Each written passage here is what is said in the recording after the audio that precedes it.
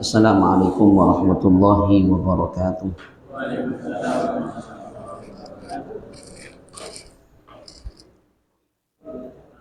Bismillahirrahmanirrahim. Al-Fatihah wa nata'allam ta'lim wa tadhakkur wa tadhkir wa nafa' wal intifa' wal ifadah wal istifadah wal hath 'ala tamassuk bi kitabillah wa sunnati rasulih wa du'a ila al-huda dalalata 'ala al-khair ibtigha wajhillah mardatihi wa qurbihi wa thawabih wa nuhdi thawab ma qara'na wa ma talawna ma dhakarna ma 'amilna ma sa'ina mutasaddaqina ila ruh sayyidina wa habibina Muhammadin sallallahu alaihi wa alihi wa sahbihi wa sallam wa ila arwahil awliya wa syuhada wa salihin wa a'immatir rasyidin khasan minhum ila arwah al-awliya ittis'ah wa lisama wa awliya hadhihi al-baldah Jawa wa Trenggalek wa Kelutan khasah وجميع ساداتنا العالمين صغيرا وكبيرا ذكرا وأنثى في مشارق الأرض إلى مغاربها برها وبحرها منهم سيد الإمام المهاجر إلى الله أحمد بن عيسى وسيد الفقيه المقدم محمد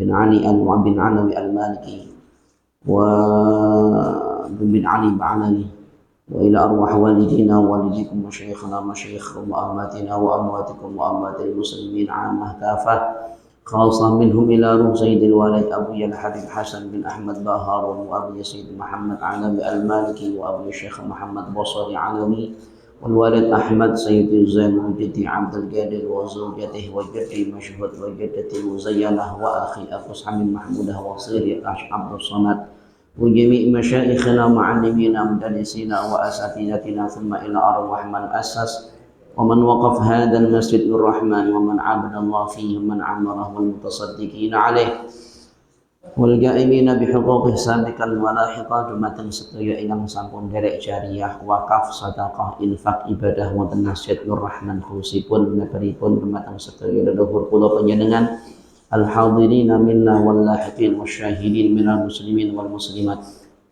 annallaha yaghfiru lahum wa yarhamuhum yu'li darajatihim fil jannah ويعيد علينا من بركاتهم وأسرارهم وأنوارهم وعلومهم ونفعاتهم في الدين والدنيا والآخرة وعلانية أن الله يغفر ذنوبنا ويستر عيوبنا ويسهل أمورنا ويحصل مقاصدنا ويقضي جميع حاجاتنا وديوننا يفتح علينا وعليكم فتوح العارفين ويهدينا إلى سواء السبيل ويوفقنا لما تحب وترضى وأن الله يصلح شأننا ظاهرا وباطنا ويحول أحوالنا وأحوالكم وأحوال المسلمين وحال أندلسيا إلى أحسن الحال بحولك وقوتك يا عزيز يا متعال واجعل بلدتنا أندلسيا هذه بلدة آمنة مطمئنة تجري فيها أحكامك وسنة نبيك محمد أن الله يشفي أمراضنا وأمراضكم وأمراض المسلمين ويشفي مرضانا مرضاكم مرضى المسلمين ويفرج على المسلمين أن الله يفرج عن المسلمين خصوصا عن إخواننا المسلمين في غزة وفلسطين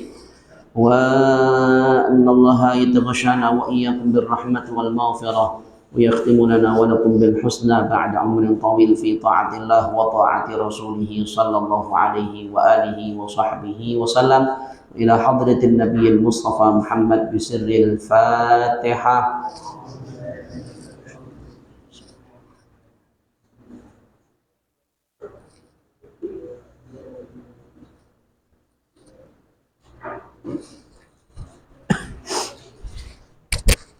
Bismillahirrahmanirrahim. Alhamdulillahi rabbil alamin. Wassalatu wassalamu ala sayyidil mursalin sayyidina wa maulana Muhammadin wa ala alihi wa sahbihi ajma'in.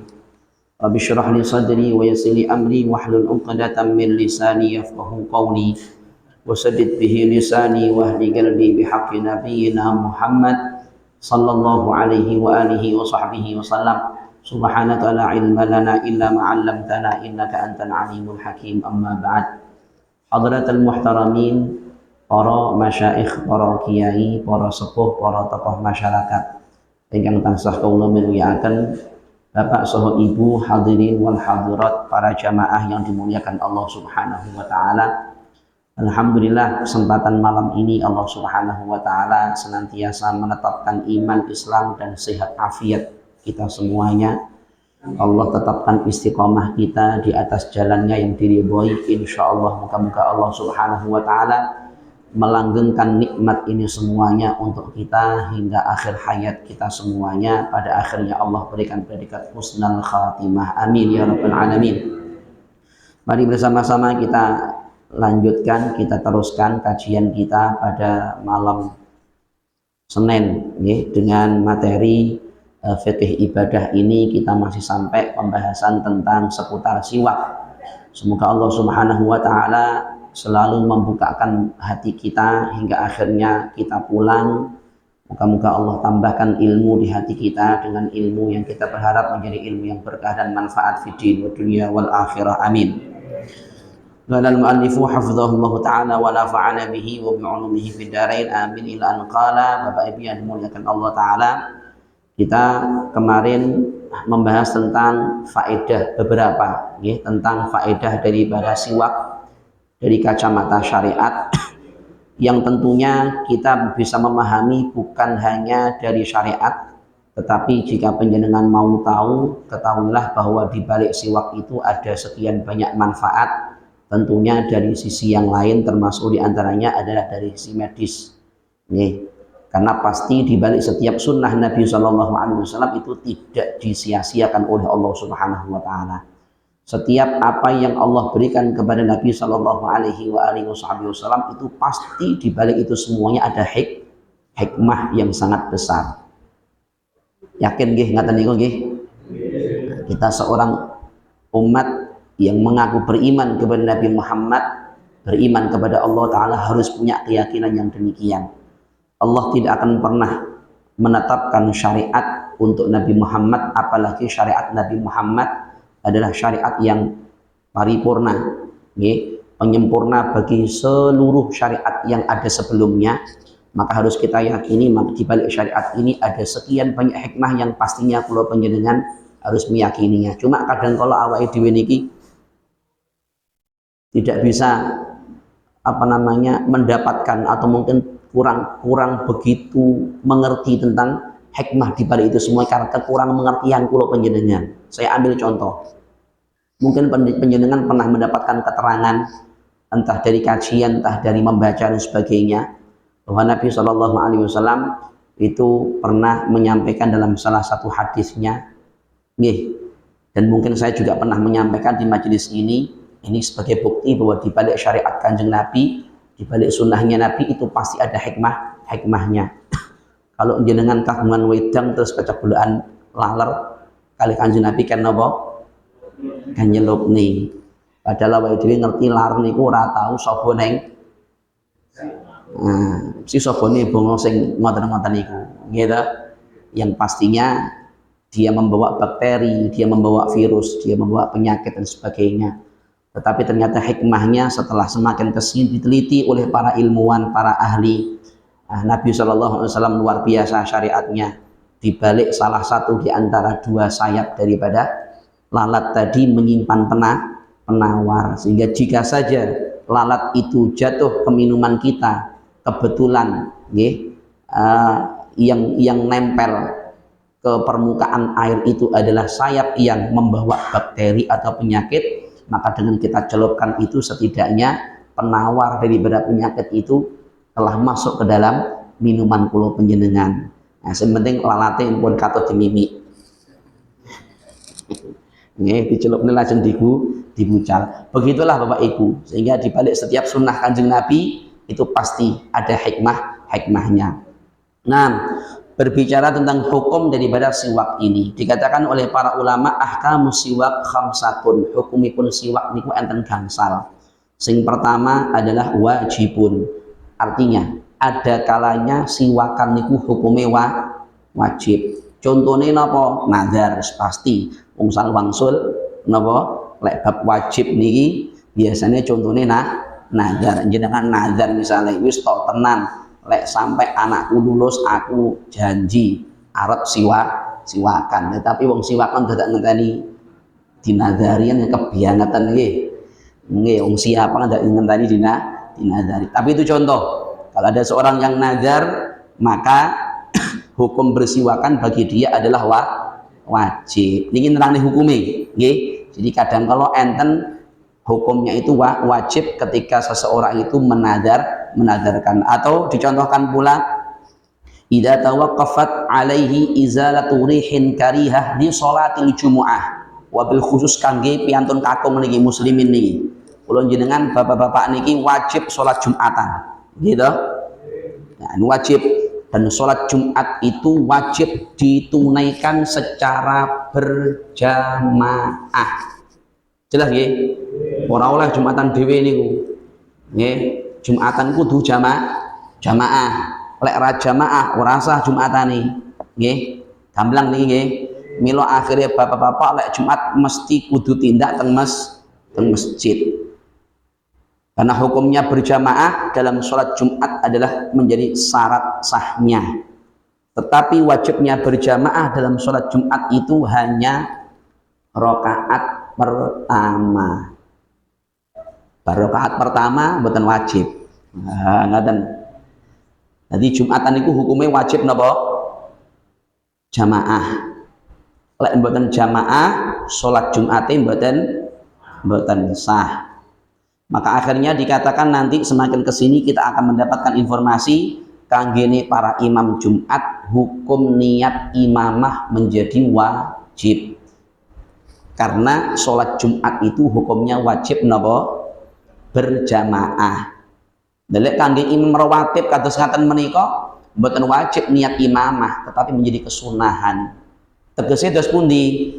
Lek sholat jamaah lintune Jumat, nggih, sholat jamaah rawatib zuhur, asar, maghrib, isya, subuh ngoten niku lho Pak Bu nggih. Sing penting mboten Jumatan. Jelas nggih? Umpama kok imam niki mboten niat imaman lillahi taala, terus jenengan makmume niat makmuman niku pun sah jamaah. Paham? Jelas nggih? Tapi bagi seorang imam ini jika dia tidak meniatkan imaman nggih ora oleh ganjarane jamaah. Sing oleh ganjarane jamaah ya makmum niki. Maka akhirnya diambil satu kesimpulan ketika penjenengan sholat, ketinggalan sholat, katakanlah ketinggalan sholat, kemudian penjenengan mendapati ada orang yang sedang sholat, penjenengan langsung ikut makmuman kepada dia boleh. Dia nggak wajib niat imaman, yang wajib penjenengan sebagai makmum niat makmuman. Jenengan musafir, mampir di masjid, di musola, jamaah di situ sudah selesai. Penjenengan mendapati ada orang lain yang penjenengan tidak kenal mungkin, dia sedang sholat. Daripada sholat penjenengan sendiri, ikut dengan sholatnya seseorang yang jenengan tidak kenal tadi, mudah sekali syariat Islam ini.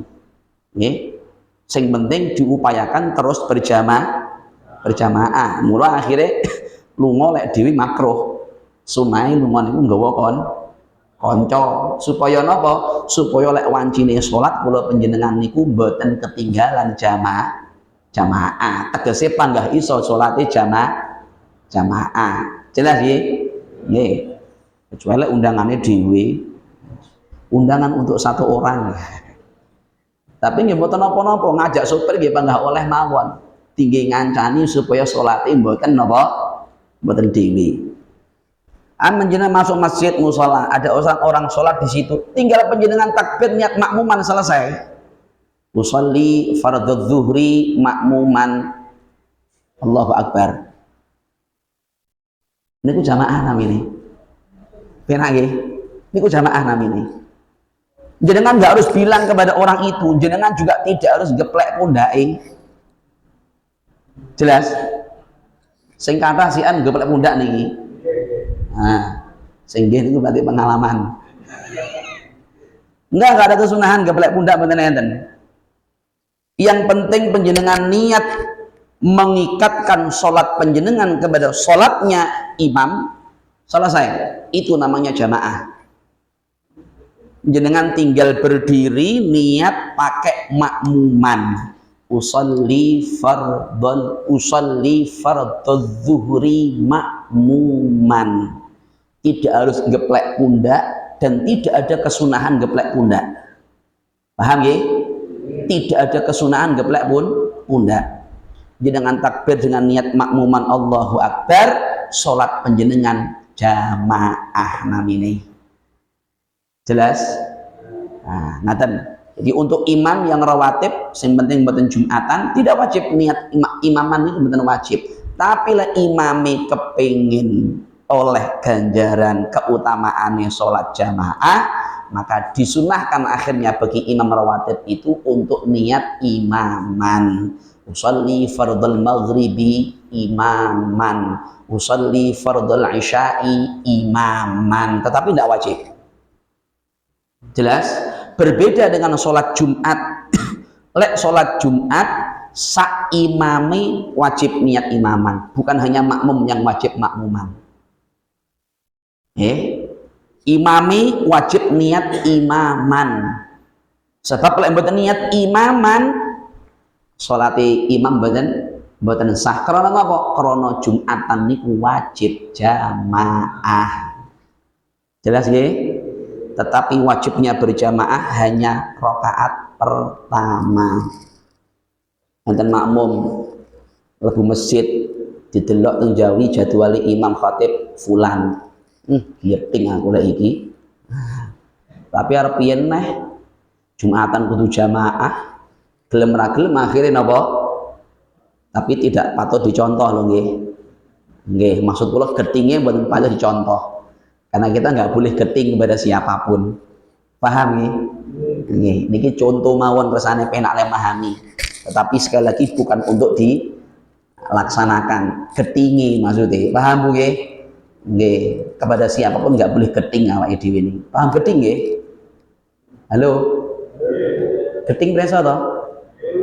Napa geting niku? Ora oleh geting niku ora oleh. Nggih, geting ora oleh ya, masih kepada orang-orang yang mungkin berbeda pilihannya dengan kita. Paham nggih? Jangan korbankan status yang mulia yang kita miliki sebagai umat Nabi Muhammad. Pesan saya sampaikan untuk saya pribadi, termasuk kepada panjenengan, awake dhewe niki diangkat derajati kali Allah Ta'ala kepada satu tingkatan derajat yang tidak diungguli oleh derajat yang apapun kecuali Nabi Rasul. Napa niku pangkat dari umat Kanjeng Nabi Muhammad. Jelas ya? Kita ini dipangkat sebagai umat Nabi Muhammad, itu kedudukan yang sangat tinggi yang Allah berikan kepada kita. Yang Nabiullah Musa alaihissalam pun beliau meri kepingin jadi umat Kanjeng Nabi Muhammad. Terus ya? Nabi Musa meri pengen jadi umat Kanjeng Nabi Muhammad. Ulun jenengan mboten nate nyuwun sakderenge lahir, tapi lahir ceprot langsung jadi umat Kanjeng Nabi Muhammad. Maka jangan korbankan kemuliaan status kula panjenengan sebagai umat Nabi Muhammad hanya karena kepentingan sesaat. Paham ya? Milih wajib, golput haram. Pun gamblang ya. Milih wajib, golput ora oleh. Kenapa nggak boleh? Karena di tangan kula panjenengan nasib siapa pemimpin ke depan di negeri kula panjenengan. Sedangkan yang kafir, yang munafikin, mereka juga menggunakan hak pilihnya. Kalau mereka yang munafik, mereka yang kafirin menggunakan hak pilihnya. Tapi kalau penjenengan muslimin tidak menggunakan hak pilihnya, ternyata pemimpin yang bisa dijanjikan untuk kemaslahatan Islam wal muslimin kalah jumlah karena kalau penjenengan banyak yang tidak memilih, kita akan tanggung jawab di hadapan Allah Subhanahu wa taala. Paham maksud ini? Sing kafir milih badan, sing munafikin milih badan. Muslimin sejati wajib milih berarti. Ini aku masuk kalau paham ya? Tapi wong anu Ustaz, mboten enten sing apik. Dikai calon loro ora nek sing apik. Kai calon telu yo sik ora nek sing apik. Misale, nggih, mboten sing apik. Sampai hari kiamat penjenengan tidak akan pernah mendapatkan calon pemimpin yang sempurna, karena kesempurnaan hanya milik Allah Subhanahu wa taala. Dan Nabi Muhammad SAW sempurna dari sisi kemakhlukannya. Paham? Mboten enten sing sempurna niku mboten enten. Mesti plus minus. Plus minus. Sing kaya apik tapi yo duwe elek. Sing kaya elek tapi yo duwe apik. Nggih mboten? Nah, Islam akhirnya memberikan tuntunan datang kula panjenengan terus pundi milih jenengan pilih sing paling minimal bahayanya. Mulai sing dadi kae kira-kira bahayane piye? Ngoten. Mulai sing dadi kae bahayane piye? Jenengan timbang-timbang di situ. Kira-kira bahayane sing paling resiko kecil di mana? Itu pilihan panjenengan. Siap? Halo? Nggih. Elek cara kula niki ora ngaji politik lho nggih. Ngaji Islam lho. Paham nggih? Ngaji Islam niki. Sebab panjenengan boten bakal nyaman beribadah ketika panjenengan mengabaikan urusan memilih pemimpin niki. Halo.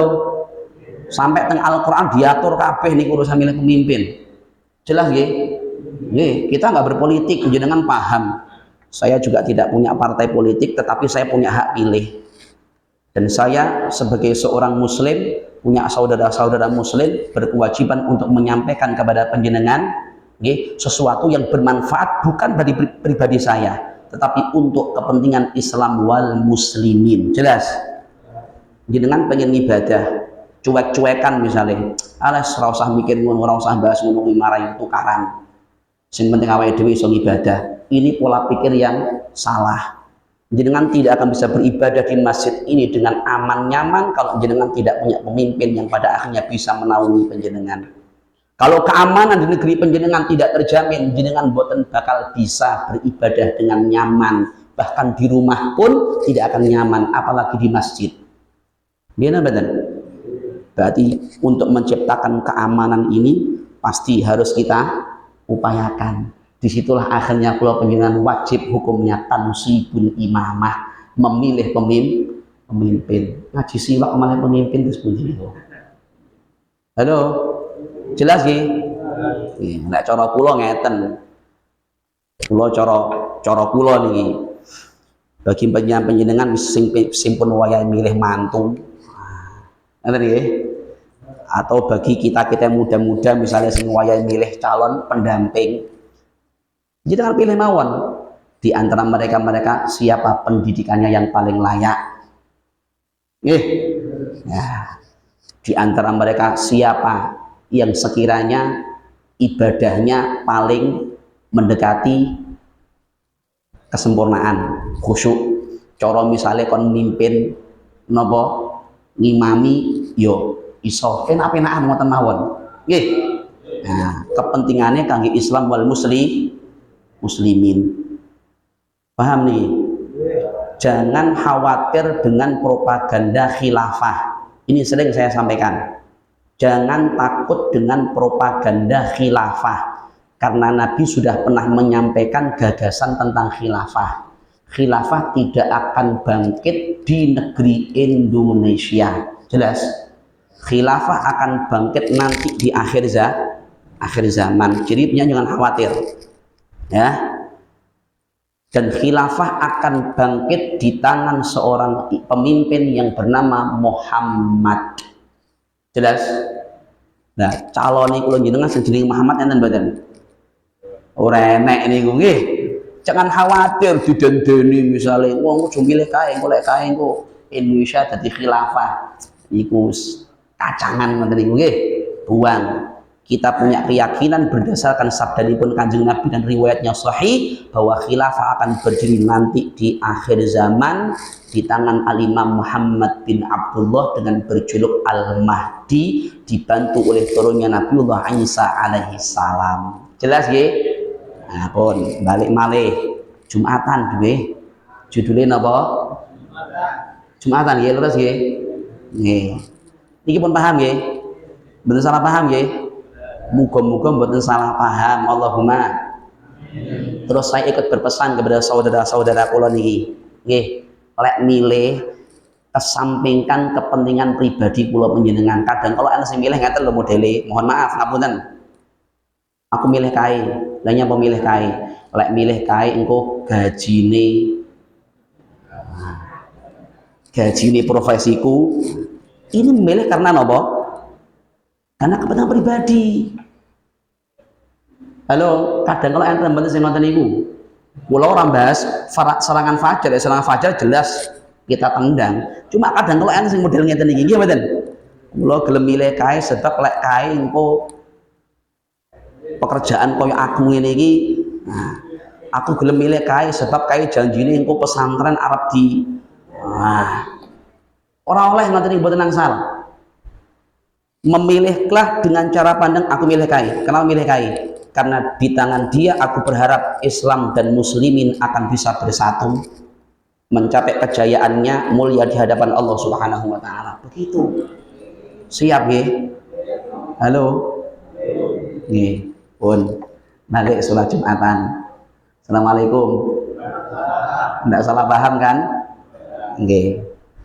Sholat Jumatan wajib akhirnya bagi seorang imam nopo niat imaman, niat nopo imaman, karena sholat Jumat itu hukumnya wajib untuk ditunaikan secara berjamaah. Tetapi wajibnya berjamaah itu hanya pada rakaat yang pertama. Jadi misal enten melayunya kan kalau geting nih lho nggih. Nggih, ora leh geting tadi, nggih. Masih beda pilihannya ya panggah napa cinta, tidak boleh geting. Ya Allah, leku napa leku mewanti-wanti ae ram dah kok tibake iki mau imame fulan geting aku. Tapi arep piye maneh salat Jumatan kudu napa misal niku. Akhirnya tiang niki salat Jumatan cuma krana geting karo imame. Nah, dheweke melok napa jamaah namun rakaat pertama. Nggih, rakaat kedua akhirnya piyambake metal ing jamaah niat mufaraqah sah salat Jumate. Jadi salat Jumatan rakaat pertama dheweke jamaah kali imam sendiri iki.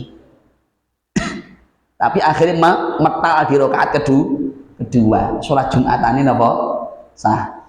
Atau model kedua budal Jumatan keri kawanen dugi ngriki imami pun napa maca surat kedua, surat pada rakaat kedua. Masuk masjid dia takbiratul ihram Allahu akbar, imamnya ruku Allahu akbar, kemudian dia lantas ruku Allahu akbar dan dia menangi rukuknya imam. Imam ruku, dia ruku.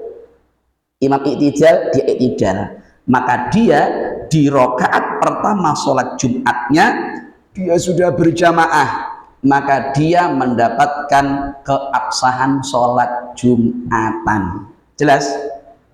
Rakaat keduanya dia nggak jamaah. Kenapa? Karena imamnya salam. Rakaat kedua imamnya salam karena orang ini masbuk, ya kan? Akhirnya dia harus berdiri menambah satu rakaat. Rakaat keduanya dia nggak berjamaah berarti. Tetapi karena rakaat pertamanya sudah berjamaah, maka akhirnya dia dihitung sholat Jumatan. Jelas betul ini? Jadi ada model kalih akhirnya. Ada yang ikut rakaat pertama tok, setelah itu mufaraqah karena sebab tertentu. Akhir rakaat kedua dia sholat sendiri. Ada juga yang karena mungkin telat datangnya sampai di sini akhirnya imam sudah pada rakaat kedua, maka dia mendapatkan rakaat kedua dan patokan dapat rakaatnya itu ketika seorang makmum itu mendapati rukuknya imam. Lek mboten menangi rukuk imam berarti mboten oleh sak rakaat. Contoh model ketiga, datang ke sini sudah telat. Imam dan makmum yang lainnya sudah di rakaat kedua pada gerakan sujud misalnya. Tapi tidak salam, cek sujud pertama. Dia masuk ke sini pun boten oleh Jumatan punan. Nah, sebab imamnya pun napa? Pun sujud rakaat kedua. Dan saya pengalaman mboten nih. Pun nggih. Akhirnya dheweke salatnya terus pundi? Salate niate usolli fardhul jumuati. Ya Allah, kula niat salat Jumat makmuman. Niate salat Jumat. Tapi krana piyambake niki mboten oleh sak rakaat, tidak bisa dikatakan Jumat. Maka akhirnya pelaksanaannya dia harus sholat 4 rakaat. Jelas?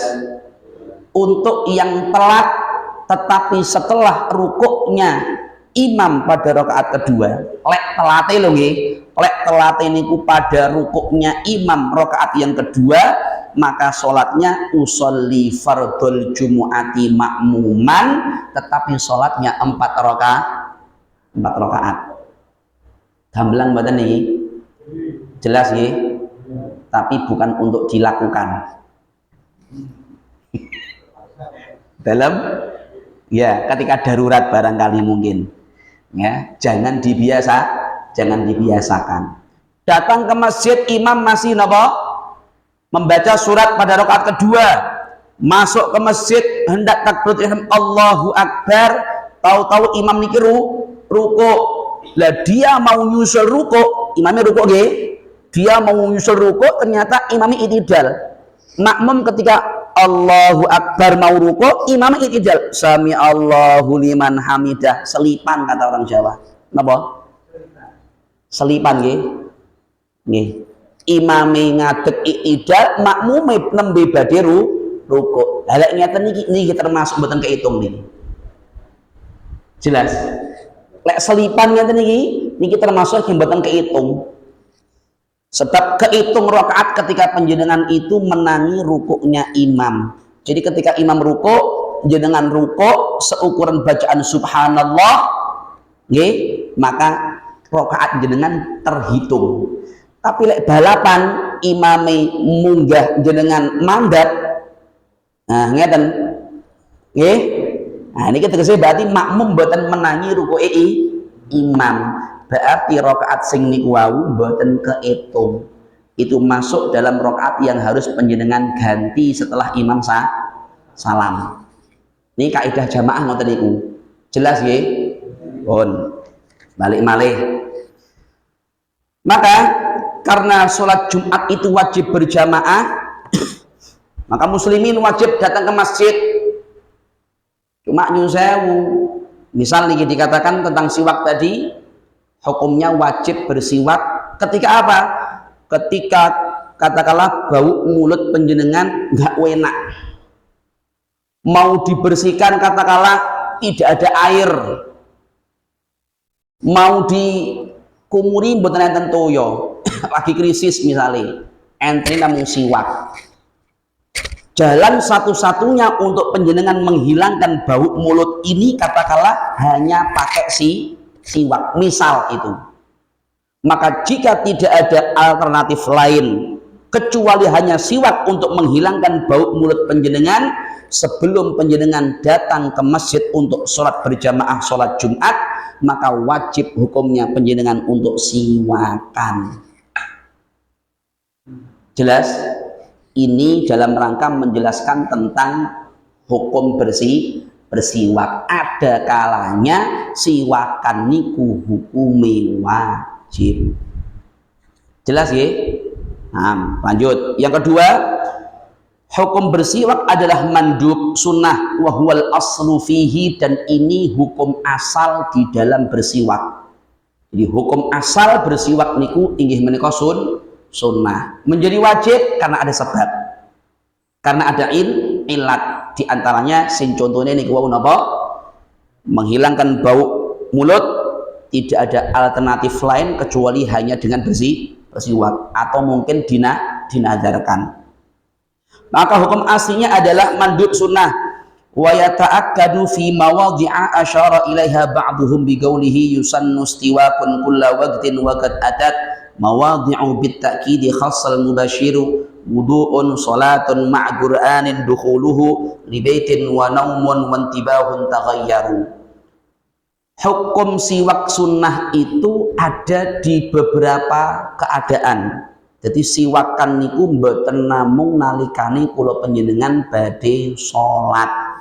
Di dalam syair ini dikatakan di antara keadaan disunahkannya kula panjenengan bersiwak, satu adalah indal wudu, ketika hendak wudu. Nalikane badhe wudu niku dipun sunahaken kula panjenengan siwakan.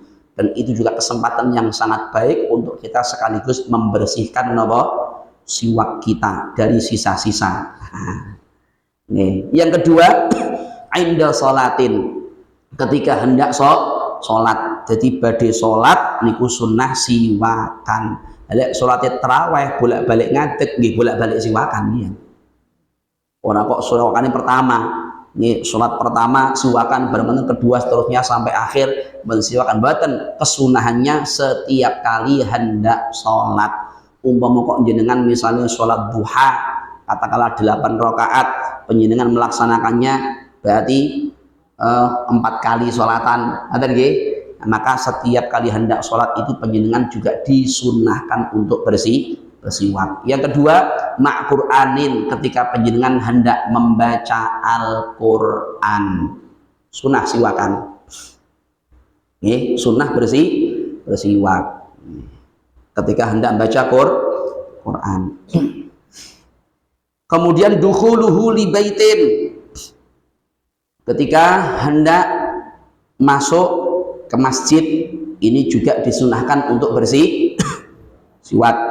Wa naumun, ketika hendak tidur arep turu niku nggih disunahne napa siwakan. Wantibahun, ketika bangun tidur itu pun juga disunahkan untuk bersiwak. Tadi siwakan itu mboten namung badhe salat. Nggih. Mau tidur sunnah bersiwak, bangun tidur juga disunahkan untuk bersiwak. Taghayyuru, dan ketika mulut penjenengan dirasa sudah mulai berbau karena lamanya diam. Yang niku lek kesuwen lain apa meneng, nah itu kan bisa jadi membuat napa bau mulut tidak enak, maka disunahkan di saat itu untuk menghilangkannya dengan cara bersiwak. Jelas nggih? Oh, niki hukum asalnya adalah sunnah. Yang ketiga, makruhun, hukum bersiwak adalah makruh, tegese lek siwakan nggih panggah ora oleh ganjaran, tapi siwakan yo radosa. Jelas? Kapan itu? Lishaimi ba'da zawal, bagi orang yang sedang berpuasa tetapi terhitung ba'da zawal, selepas tergelincirnya matahari. Tergelincirnya matahari itu menandakan masuknya waktu zuhur. Gamblang, tergelincirnya matahari itu menandakan masuknya waktu zuhur. Berarti lek derek pendapat sing niki ngaten nggih, kagem panjenengan ingkang siam mau itu siam sunnah sekalipun, ngaten nggih, kalau sudah terhitung zawal dan itu ditandai dengan manjingnya sholat zuhur, setelah zawal sampai maghrib itu makruh hukumnya panjenengan bersiwak. Jelas? Akan tetapi ikhtaral Imamun Nawawi adamal karahah, seorang imam besar panutan di dalam mazhab al-Imam Syafi'i yang bernama Imam Nawawi, beliau memilih pendapat adamal karahah, tidak ada hukum kemakruhan walaupun bagi yang sedang berpuasa dan sekalipun itu waktunya adalah setelah zawal atau tergelincirnya matahari. Tinggal penjenengan sekarang mau pilih yang mana, monggo. Imam Nawawi punya pendapat bagi yang sedang berpuasa setelah tergelincirnya matahari yang itu ditandai dengan masuknya waktu zuhur sampai maghrib, tetap disunahkan untuk bersiwak di dalam beberapa keadaan ingkang kula sebutaken enten ngajeng kala wau. Mau baca Quran, mau sholat, mau wudhu, mau tidur, bangun tidur, dan seterusnya, tetap lek derek pendapat Imam Nawawi, kesunahan siwak tetap ada walaupun setelah zawal bagi orang yang berpuasa. Jelas? Mboten bingung nggih? Alhamdulillah. Nomor sekawan, hukum bersiwak khilaful aula, lebih baik ditinggalkan, luweh apik ora siwakan. Kapan dan bagi siapa itu? al istiyad bisiwaki ghairihi biridahu, siwakan ngangge siwake kancane najan kancane lilo.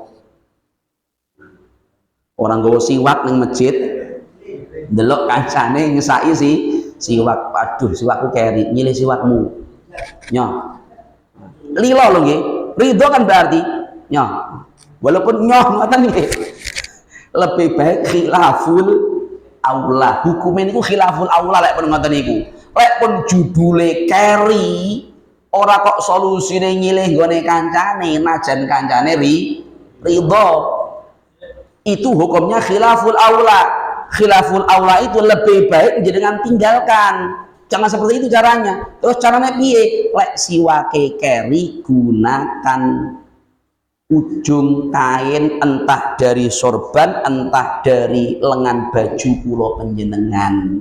Sebagian kiai, masyaikh, guru-guru kita ketika mereka tertinggal siwaknya, mereka tidak meninggalkan siwaknya, tetapi untuk mendapatkan kesunahan bersiwak mereka gunakan kadang kala ujung lengan bajunya begini. Mohon maaf ya, ngapunten. Gitu. Paham ya? Lek judule gilani. Nah, misale dateng napa kok gilani? Napa jenengan ora nate napa sikatan? Nah, kan ngoten akhire. Gilani karena awake dhewe kan begitu. Kalau kita sikatan gesek tertib enggak ada gilani. Dengan cara demikian kula jenengan niki angsal ganjaran sunnah, ngoten lho. Halo.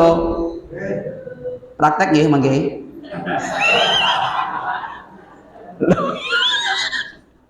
Saya lihat kiai kula ngoten. Nggih saestu. Kula presani kiai-kiai kita, guru-guru kita, habaib-habaib kita ketika siwak tertinggal, mereka gunakan cara demikian. Kadang kalau ana sing gawe pucuke napa? Nah, sorban ngeten iki. Bahkan mereka di atas mimbar mau khutbah disunahkan untuk bersiwak. Hendaklah siwak keri. Ya mereka lakukan dengan cara demikian. Paham ya? Begitu caranya. Shallu ala Nabi Muhammad. Menggah fadilah gede banget ngoten lho. Tapi nggih prayogi niki kagungan 10.000 awet sak wulan, rong wulan, telung wulan, setahun, rong tahun, pokok ora ilang, ora bakal entek. Nggih. Lek siwak dalam tanda kutip sing situ ini kok alah. Kok sewulan rong wulan, sedina wis keturutan tuku neh pisan. Halo. Paham? Napa? Napa? Napa? Siwak nopo?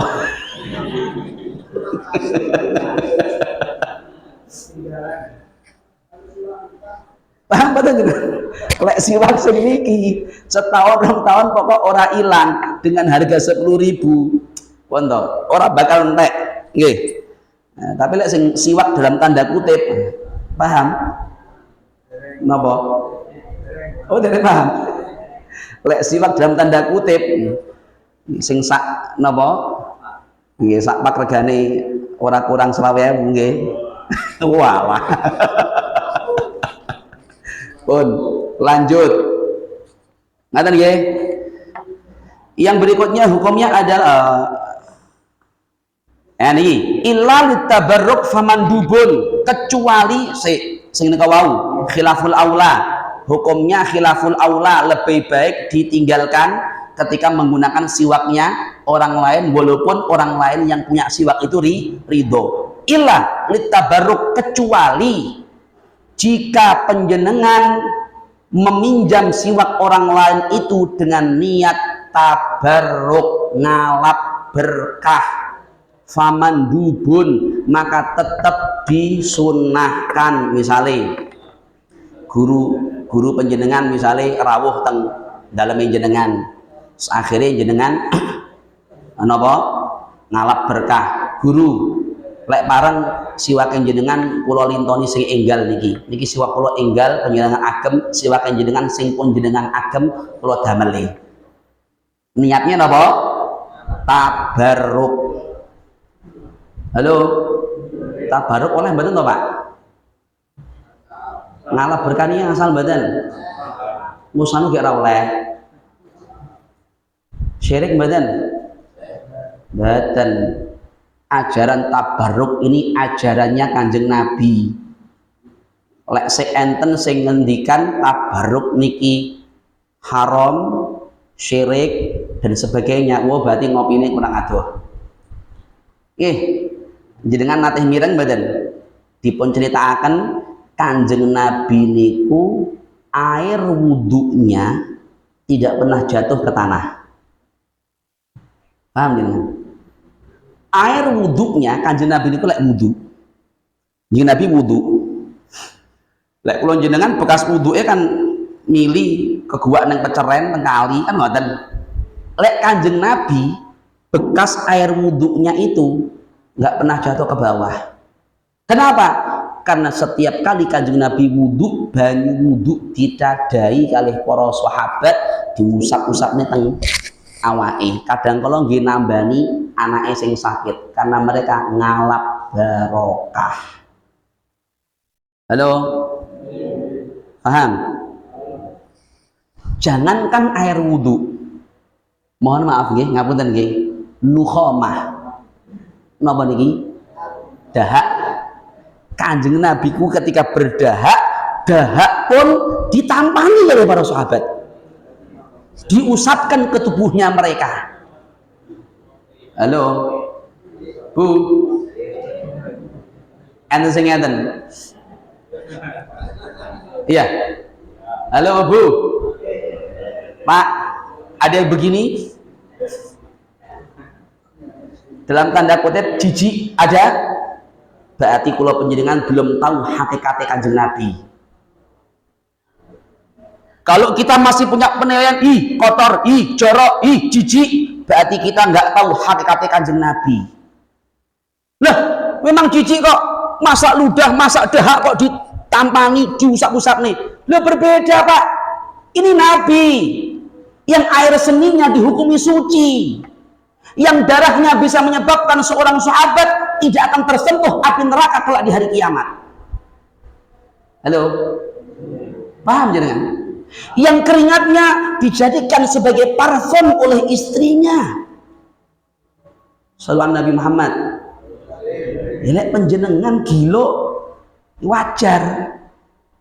Tapi lek Kanjeng Nabi, apapun yang keluar dari Kanjeng Nabi akan bersifat bagus. Mboten enten sing elek. Darah Kanjeng Nabi diminum oleh seorang sahabat. Sahabat itu dikatakan oleh Nabi, engkau tidak akan disentuh api neraka. Halo? Nanti cerita tahu kula? Hah? Milo. Mengke lek kula critani jenengan pun dawuh ngeten, oh alah kuwi to. Pun ngoten lho nggih. Ada seorang sahabat ketika Nabi selesai cantuk, tahu cantuk nggih? Bekam. Oh, pun nate? Sampun. Milo. Nabi bekam, selesai bekam, beliau perintahkan kepada seorang sahabat ini untuk membuang darahnya. Setelah keluar dari rumahnya Nabi Shallallahu Alaihi Wasallam, dia lihat toleh kanan kiri depan belakang nggak ada satupun orang, akhirnya dia minum darah itu. Masuk ke hadirat Nabi Shallallahu Alaihi Wasallam, ditanya sama Nabi, wahai fulan, sudah engkau buang darah bekam saya? Kata dia, sudah ya Rasulullah, saya buang di tempat yang tidak satupun orang tahu. Paham ya? Padahal darah bekam niku wau kali sahabat niku dinapani? Diminum.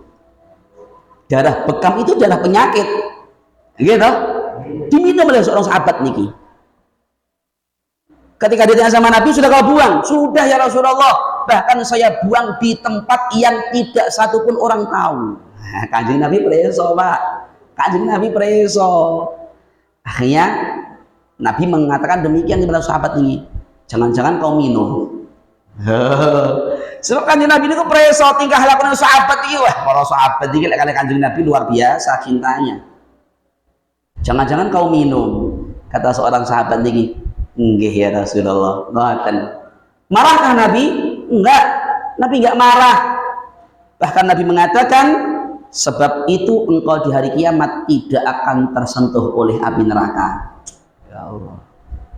Gara-gara napa? Darahe Kanjeng Nabi.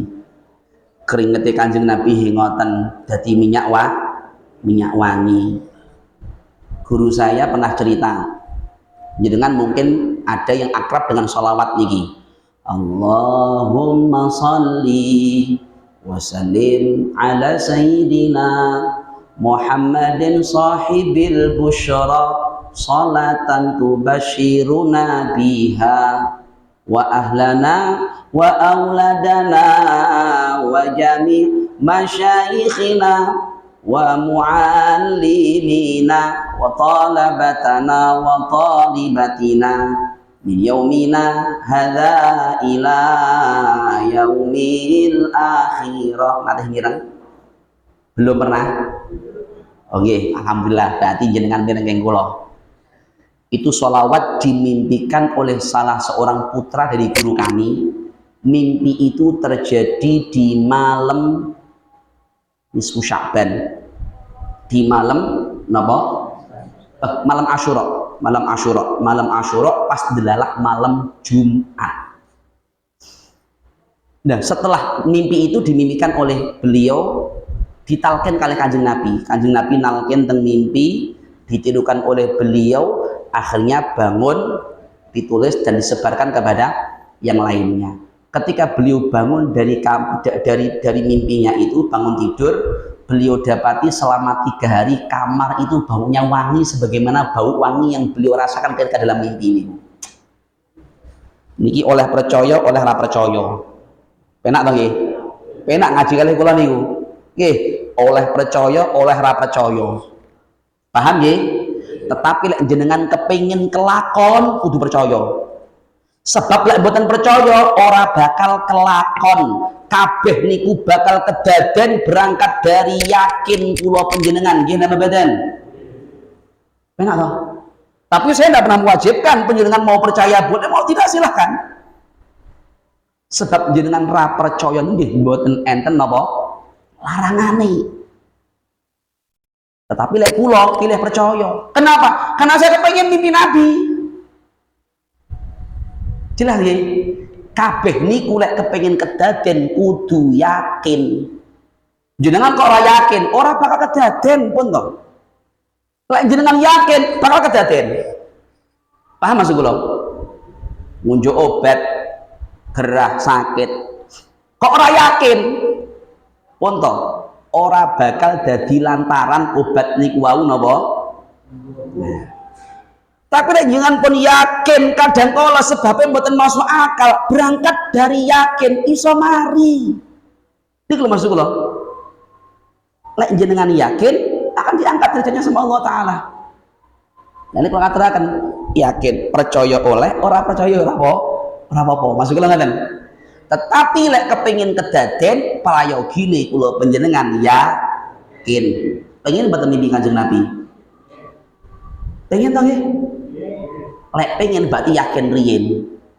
Sebab nyuwun sewu kadang kalau enten tiang-tiang niku sing mboten yakin, mboten percaya karo mimpi-mimpi sing ngaten menika. Memang tidak bisa kita jadikan hukum, tidak bisa. Tetapi mimpi Kanjeng Nabi itu benar adanya. Jelas nggih? Begitu. Ya Allah, ambet wangine Kanjeng Nabi sampai ngoten niku lho. Ini padahal lewat mimpi. Tidak sedikit di antara mereka-mereka yang mendapati hal yang demikian. Tangi ini kamar ambune wangi sampai 3 dina mboten ilang wangi ini. Sallallahu alaihi Nabi Muhammad. Maka sekali lagi tidak ada yang salah dengan ngalap barokah. Imam Syafi'i pernah mimpi Kanjeng Nabi nggih. Akhirnya Imam Syafi'i teng mimpi niku dititipi salam. Sampaikan salamku kepada Ahmad bin Hambal. Besok nggih, Imam Syafi'i punya mazhab Syafi'i, punya murid namanya Imam Ahmad bin Hambal. Jelas? Punya mazhab Hambali. Nggih. Imam Syafi'i mimpi Kanjeng Nabi, teng mimpi niku dawuh kali Kanjeng Nabi, aku titip salam kepada Ahmad bin Hambal.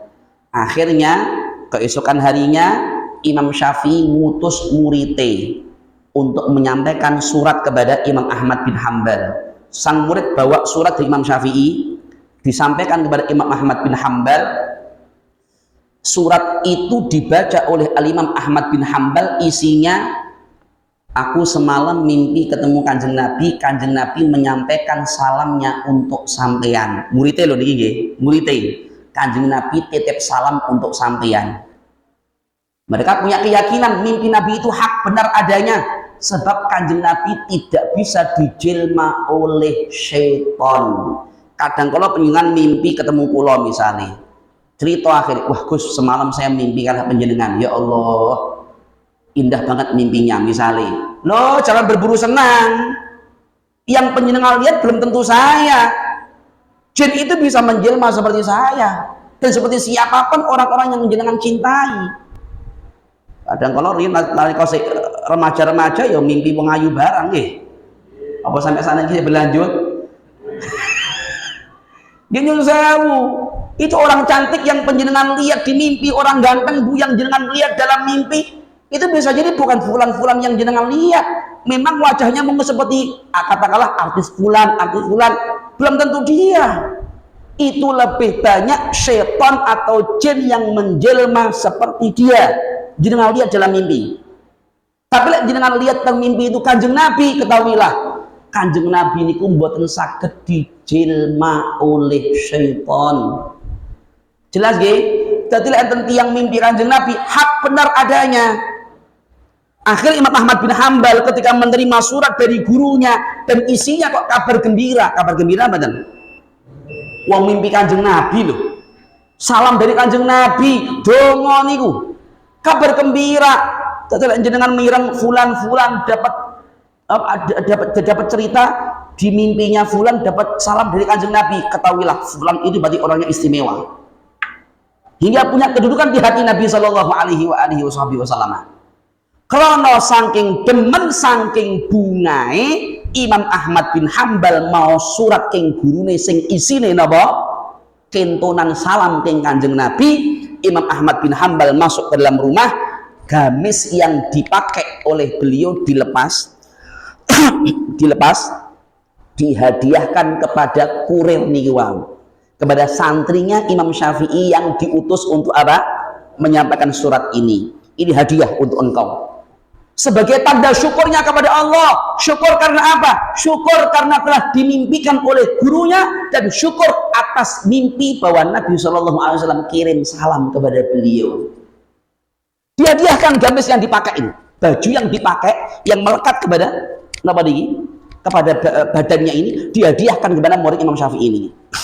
Sampai ke pondok lagi, Imam Syafi'i ditanya, gimana ceritanya? Dia cerita. Akhirnya sampai dia cerita, alhamdulillah guru, saya pun juga dihadiahi sama Imam Ahmad bin Hambal. Apa hadiahnya? Dia katakan, gamis yang dikenakan oleh beliau di saat menemui aku, beliau masuk rumah, beliau lepas dan dihadiahkan kepada saya. Ditanya sama Imam Syafi'i, sudah kau cuci? Belum wahai guru, tak pinjemi. Imam Syafi'i, tak pinjemnya. Imam Syafi'i mengatakan apa? Pakaian yang dihadiahkan oleh Imam Ahmad bin Hambal kepada murid Imam Syafi'i tadi, oleh Imam Syafi'i direndam dalam air. Jelas ya? Pakaian yang masih bau keringet sinten? Imam Ahmad bin Hambal direndam dalam air, dan beliau katakan, setiap kali ada orang datang kepada aku untuk minta doa, apalagi untuk kesembuhan sakitnya, aku ambilkan dari air tersebut bekas rendaman gamis Imam Ahmad bin Hambal, dan dengan izin Allah Allah berikan kesembuhan kepadanya. Imam Syafi'i pun mengajarkan ngalap barokah. Ini salaf loh. Kalau kita ikut salaf, ketahuilah para imam madhab yang 4 mereka semuanya adalah generasi salaf, bukan yang sekarang. Imam Hanafi, Imam Maliki, Imam Syafi'i, Imam Hambali, keempat-empatnya adalah generasi salaf, karena mereka masih hidup di kurun 300 tahun ke belakang sampai wafatnya Nabi sallallahu alaihi wasallam. Kalau panjenengan kepengin ikut salaf yang demikian ini, insyaallah selamat dalani kula panjenengan.